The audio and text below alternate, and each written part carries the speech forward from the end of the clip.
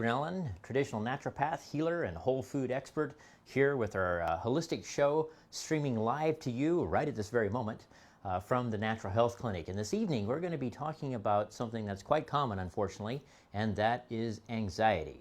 More importantly, though, we're going to be talking about how to eliminate it.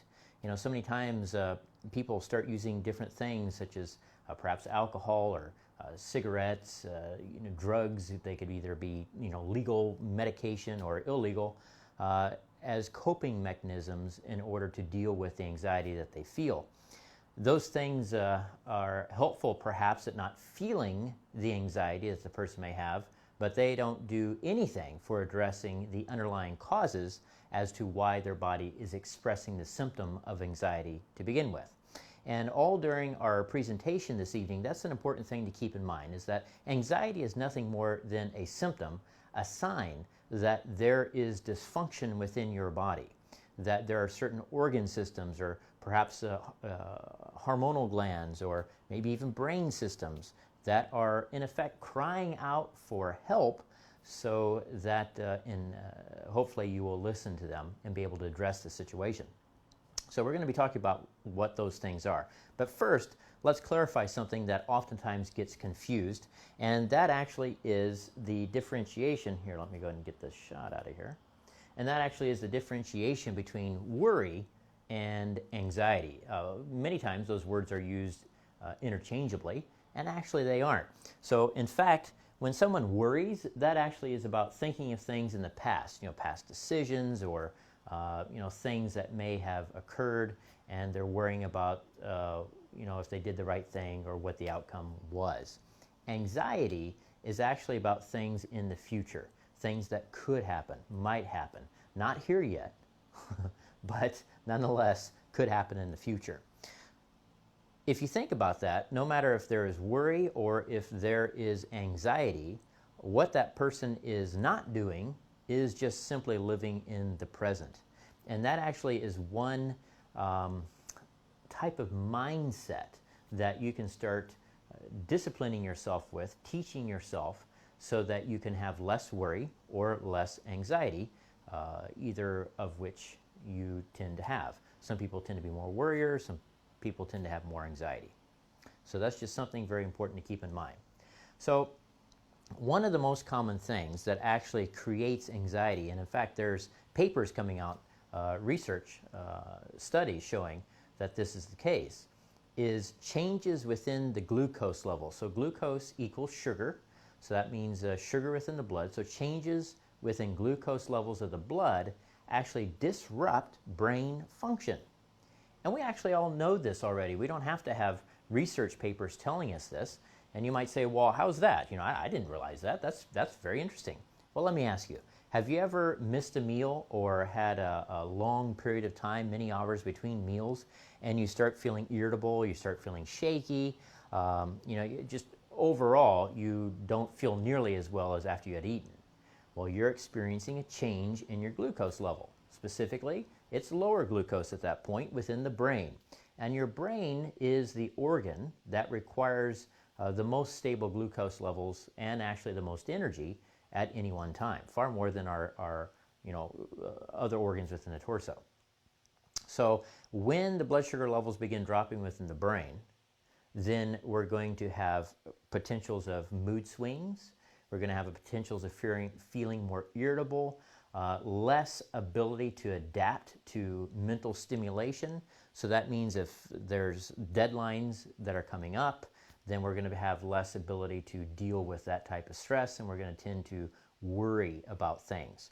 So the foundational principle in dealing with anxiety is maintaining and stabilizing glucose within our blood and within the brain, obviously. Now, the way that I do that with my patients is by diet. Obviously, what we eat is going to have a gigantic impact on the stability of glucose within the body as a whole, and specifically within the brain. So I help my patients go into a more ketogenic type diet. What that is helping the body start burning a different type of fuel other than glucose. So we actually have a switch within the body within the metabolism. It goes from a typical glucose burning to a ketone burning, and it's done one of the ways through decreasing carbohydrates. Now, some people say, oh, well, my body doesn't respond well to lower carbohydrate or no carbohydrate diets, and I will challenge them that they have either never really done it, because people think that, if they stop eating a candy bar once a week, but they're still loading up on bread and pasta and rolls and whatever the case may be, that they're lower carbohydrates, but that's not the case. Maybe they stopped eating the ice cream, but they're eating, sandwiches 3 times a day or something with quite a bit of carbohydrates in them. So that's the first thing. I would challenge them that they've never really done it. And number 2, the most common way of looking at ketosis is through ketone sticks that you urinate on, because you can check ketones within the urine. That really doesn't tell you that your body has truly changed from a glucose burning or sugar burning to ketone burning. So the way that you actually have to monitor it to have any degree of accuracy is through blood ketones, and there are certain ways of doing that. And I may give you more information about that later on at the end of this presentation. And by the way, throughout this entire presentation, if you have any questions, any comments, go ahead and leave them, and I will get to them as I can. I welcome your feedback and your questions. We can make this as interactive as possible. If you have specific questions that pertain to you, that's perfectly fine, as long as you don't mind me answering them in a public forum, as it is in a Facebook Live broadcast. So anyway, for those individuals, I would say you have either not really ever done it, which is the most common. They just say they have, and they think they have, but they really haven't. Or number 2, they have not done it correctly. All right, and there are specific ways of doing it that will be very beneficial and work, and there are ways that are most commonly used and don't work at all. So that is the underlying foundational principle. In fact, you really can't go any further in trying to aid the body to eliminate anxiety and depression. By the way, this goes for depression. There's, as I said earlier, so much research now coming out showing that the levels of glucose and stability, especially of glucose within the brain, has everything to do with different psychological issues, otherwise termed mental illnesses, which I think that is ridiculous. It's really just a physiological situation going on that can be remedied oftentimes. So the underpinning leg, the foundational element is getting level or stable levels of glucose. Now, there can also be issues within brain systems. There can be a few brain systems, in fact. There can be the cingulate is one of the most common that I find working with patients. There are 5 main brain systems. There is the limbic system, there's the prefrontal cortex, there is the cingulate, there is the basal ganglia, and then left and right temporal lobes. Those are the 5 main brain systems. Of course, there's many others, but those are the 5 main ones. And those have a gigantic impact within our entire neurological system, within our moods and behaviors, and how the body operates as a whole. So the most common one, as far as anxiety, tends to be the cingulate system. Now, when there's dysfunctions within that system, some of the symptoms that you may experience are you have an inability to turn off your mind. In plain words, when you go to bed at night, when you lay down, you simply can't relax the mind. It just keeps going on and on and on and on and on. It just won't turn off. Or maybe you wake up at night after having been asleep early in the morning, and then that process starts happening. You just start running that mind, and no matter how hard you try, no matter how many sheep you count, it simply doesn't turn off. That is your cingulate system. Another thing that is quite common with cingulate is that the person will be a worrier. Or again, that can be thinking about things in the past or concerning themselves with things that might occur in the future. And they just can't stop that. They can't stop the process. No matter how much it irritates people around them, no matter how many times people around them say, well, just stop worrying. That only makes it worse. It doesn't help them calm down at all. And that's because there's a dysfunction. There's a physiological situation going on that is weakening or sometimes even creating overactivity within that cingulate system. Now, what happens is when that cingulate system is dysfunctional in some way, it begins driving the adrenal glands. Now, the adrenal glands are two little teeny tiny glands that sit right on top of your kidneys. They're extremely important glands, and they have everything to do with our energy levels, how we actually physically feel as far as our energy, and they also have a lot to do with stability of blood sugar, because they secrete a hormone called cortisol, which interacts directly with glucose, with blood sugar. And they have a lot to do with immunity and regeneration of the body in certain ways. So if that system, because of our constant thinking or constant anxiety or constant worry, keeps driving those adrenal glands to secrete adrenal hormones, then eventually those adrenal glands start fatiguing. And now we don't only have a cingulate issue and dysfunction, we start having adrenal dysfunction.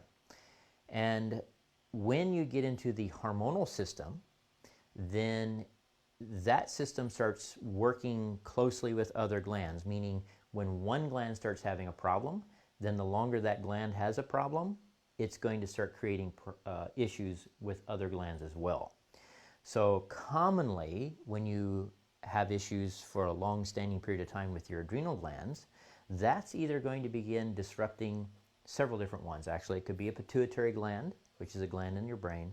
It could be your thyroid gland, and it could be your gonads, ovaries, testicles. So the point is that one thing, which can just be dysfunction or dysglycemia, which means highs and lows of glucose within the brain, starts creating issues with the cingulate system.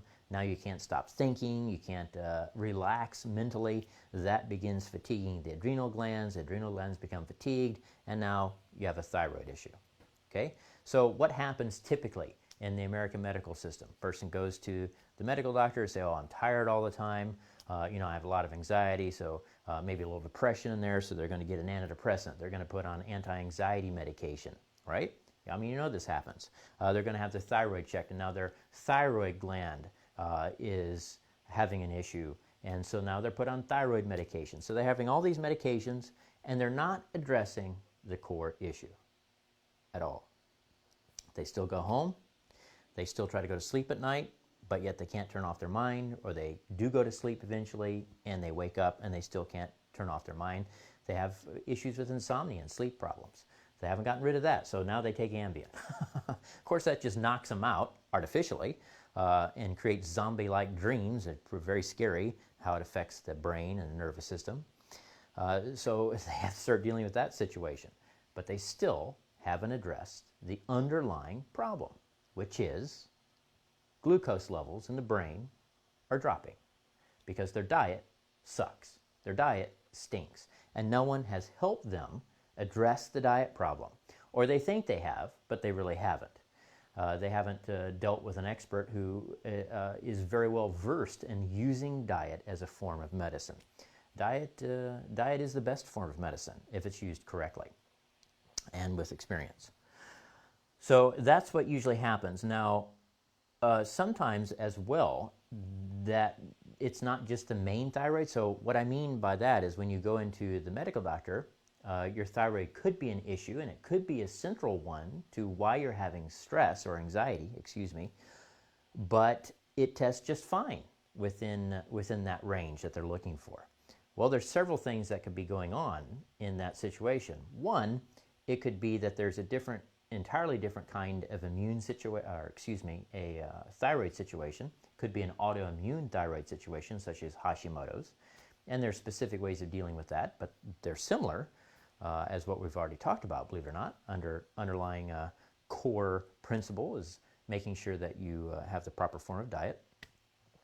But that actually requires a different kind of test that physicians typically don't run routinely. It requires an antibody test, thyroid antibody test.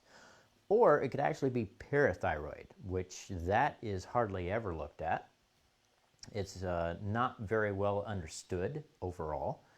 We do know that there is a lot to do with calcium metabolism. Bone metabolism is controlled by the parathyroid, but it does also seem to have an effect with anxiety or stress. So that's something to keep in mind.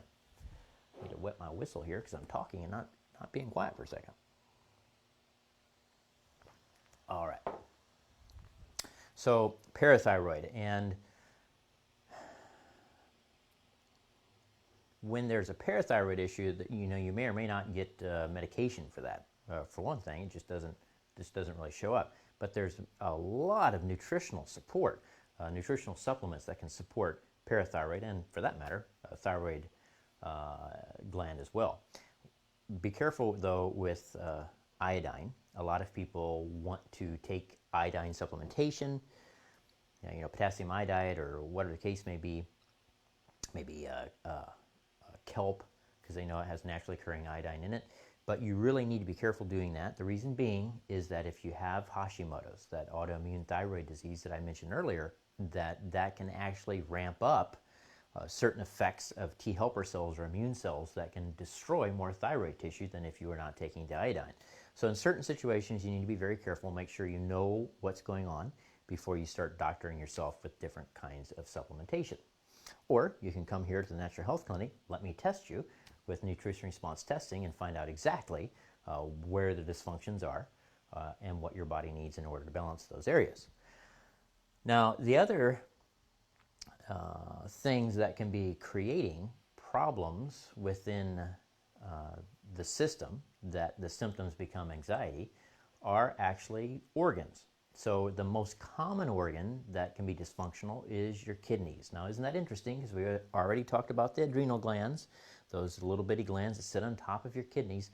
But your kidneys, excuse me, when there's dysfunction within them, just those organs, and not the brain system, the singlet at all, when there's just dysfunction within your kidneys, you can actually feel tremendous amounts of anxiety.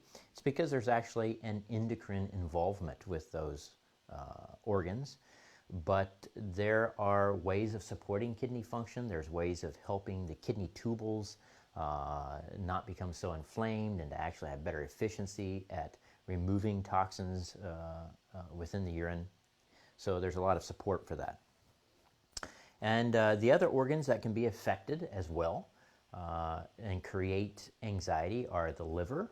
That will tend to be that when a person is anxious, if it's a liver symptom, there will be more irritation, or they'll tend to get more irritable or even angry with that anxiety. So like when a person is feeling anxious and then they feel like more is added to them, some other demand is put upon them, then they will tend towards irritation or anger. That oftentimes can indicate that there's liver involvement, something going on within the liver that's creating dysfunction and having that effect, that symptom. And then there can also be the small intestine. Now, small intestine is a very incredible organ, and it's almost like every day we're learning more and more about the gastrointestinal system and how it interrelates with the entire body, with our immune system, with our neurological system, with our brain. Well, especially the small intestine. Did you know that the small intestine has its very own nervous system? Now just think about that. Small intestine has its own nervous system. It's called the enteric nervous system. And what's even, to me anyway, more amazing is that nervous system is directly linked to your brain. So in effect, whatever affects your small intestine, it immediately has an impact on your brain health and your brain function and the way you feel mentally, the way that you behave mentally, and the way that you respond mentally. Immediately. If there's some disruption within the small intestine, there's an immediate disruption within your brain. So if you have prolonged periods of inflammation, and by the way, you really won't know that because there's not really going to be any pain necessarily. There might be bloating, but there's not going to be any pain.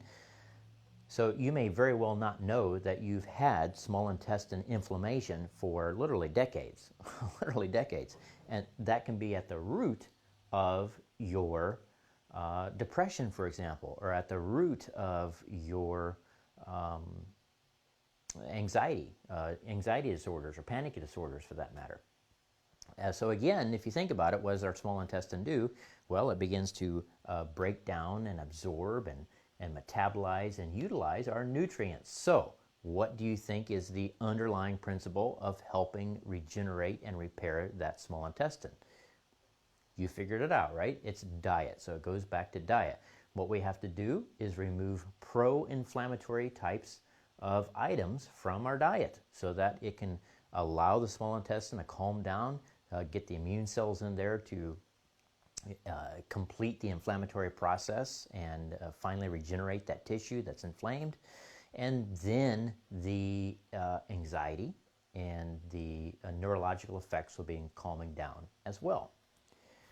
So that's kind of an overview of what are the physiological situations and the neurological situations and even the hormonal situations that create anxiety. Now, besides diet and targeted nutritional support, what are some other things that you can do? Just let me take a look for a minute, see if anyone has asked any questions before I go on.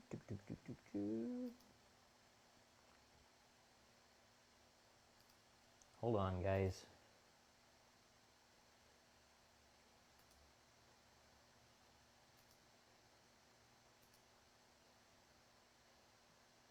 Forgot to get the page up before I went live. There I am. Okay, no comments so far. Again, if you do have any comments, just let me know. Okay, so lifestyle. Lifestyle does definitely play a role, and it is extremely helpful. I'm sure you've heard it many, many times. Meditation is one main way in order to help mitigate the effects of anxiety, stress. So one of the things that I have used and like quite a bit is a device called a Muse, M-U-S-E, and what it is an EEG.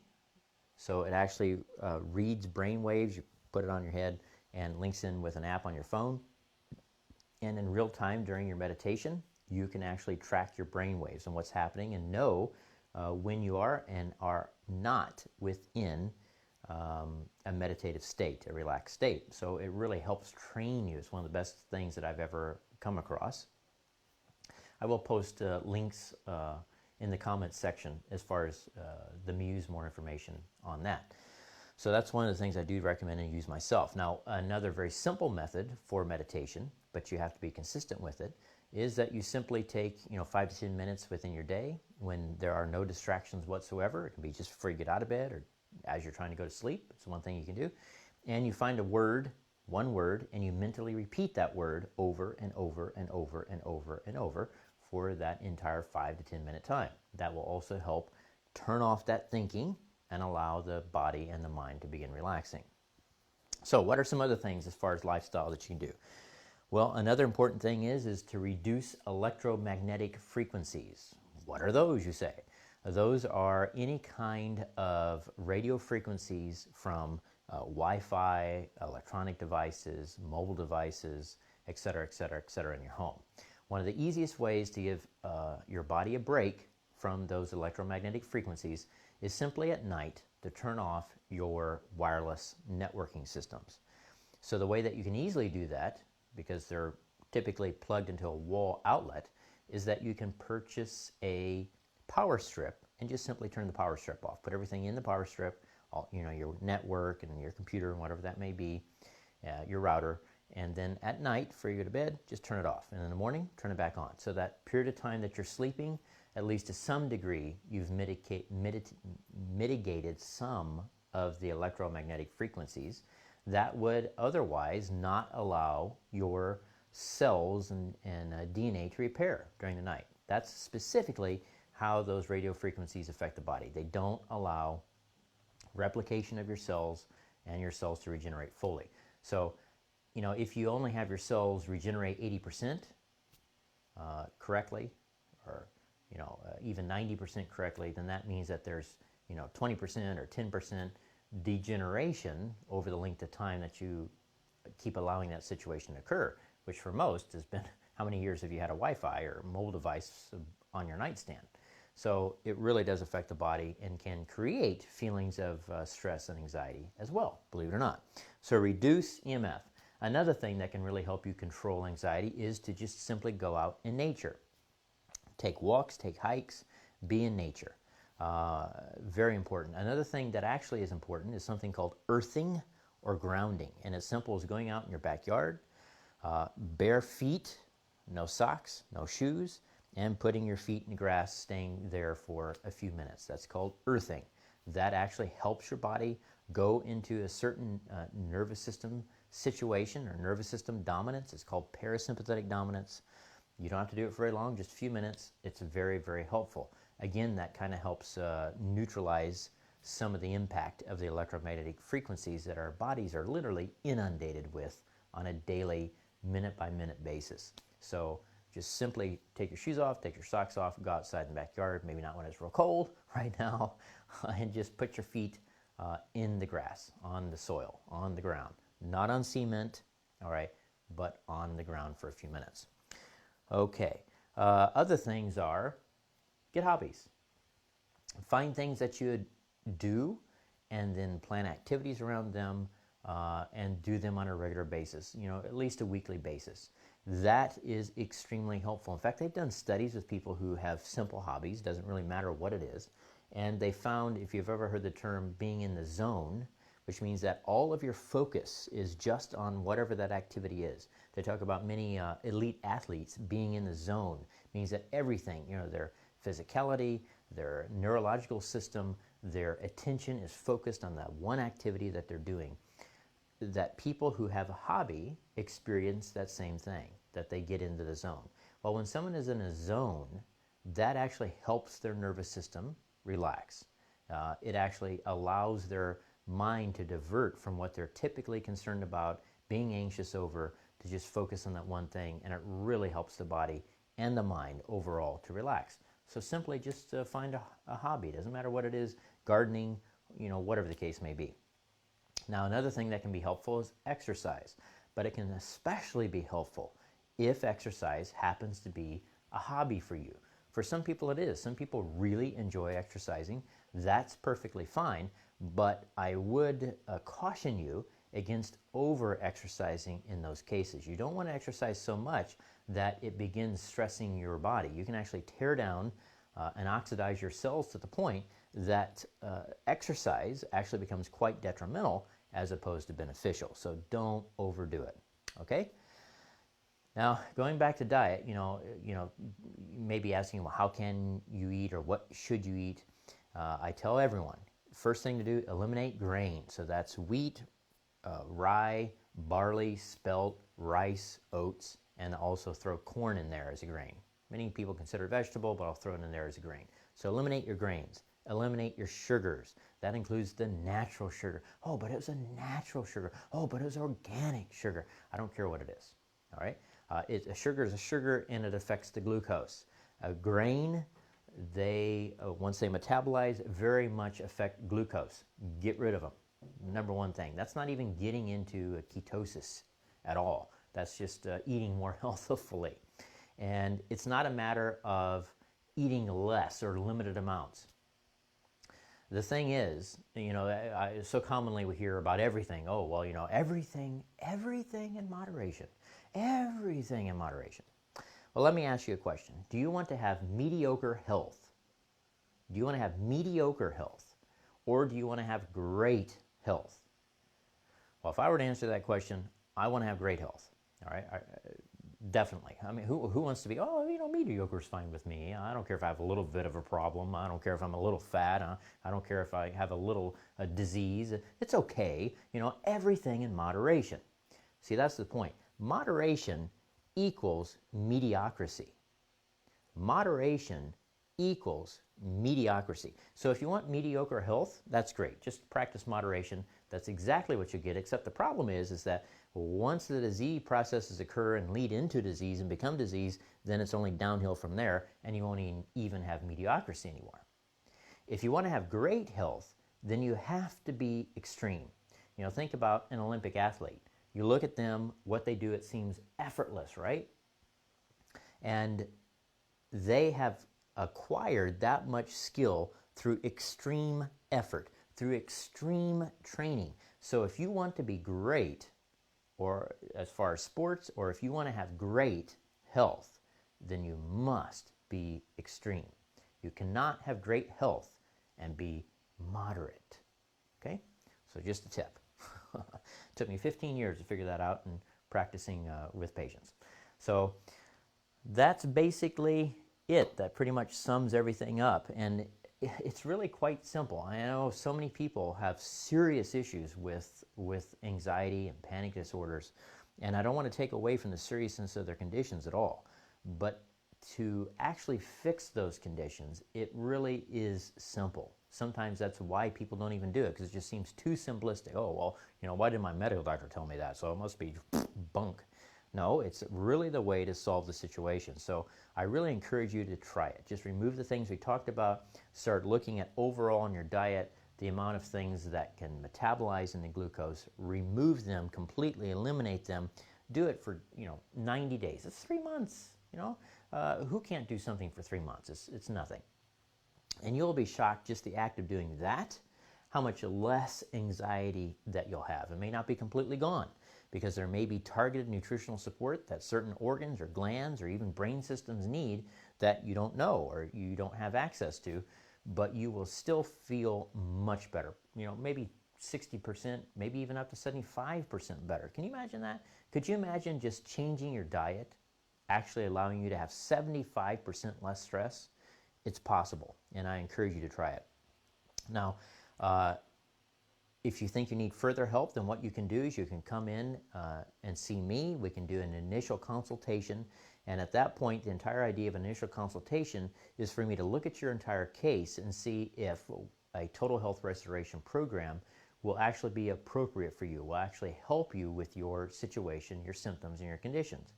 With many it will, with some it will not. And so we just simply let you know if it will not or not, because we don't want to waste your time, our time, etc. So at an initial consultation, we take a complete medical history, we do a nutritional workup, we have several different forms of testing, a symptom survey, heart rate variability, which tests the nervous system, we do body composition, we do a nutritional exam, several different things to get an entire picture of what is occurring to your health and why you have these different dysfunctions, symptoms, etc.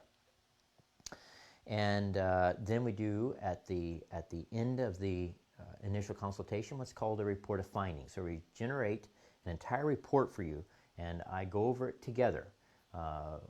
What is specifically creating the different situations that you're experiencing, and what you and I need to do in order to solve those problems and create a step-by-step program called the Total Health Restoration Program. So usually that entire process, the initial consultation and report of findings, that's usually $249. There's a lot of time that's spent. It takes quite a bit of time to go through all of that work. Now, if you're referred to us through one of our patients, then that initial consultation, you get $100 off. It's pretty significant savings, so it's only $149 at that point. However, if you respond this evening, up until 11:59 p.m. this evening, then you can get an initial consultation for only $62. Here's what you have to do. You can message our page, so that's facebook.com/Natural Health Clinic. Just message our page and say, hey, sign me up for initial consultation. We will, and I can see the timestamp. It'll be timestamped, so you have to do it by 11:59 this evening. And then we will contact you. You can give us your phone or email in that message, and we can contact you tomorrow, and we'll get you on the books. Okay? So the string is this. Whatever the appointment is that we set up for you tomorrow, you have to keep that appointment. If you do not keep that appointment and you reschedule it for whatever reason, then the $62 offer goes away and it reverts to the $149. You still get $100 off, but you lose out on the $62. So you have to keep that appointment. Again, if you want a $62 initial consultation down from $249, excuse me, just simply message our Facebook page, which is facebook.com/Natural Health Clinic, and give us your phone number and email, and we will contact you tomorrow. Okay, so let me look again, see if there are any questions. There are not. All right. So guys, I hope that you found this helpful, And if you do, later on when you're watching this, have any questions, simply put them in the comments and I'll get to them as I see them and answer them as I can. Y'all have a great evening. See you next time.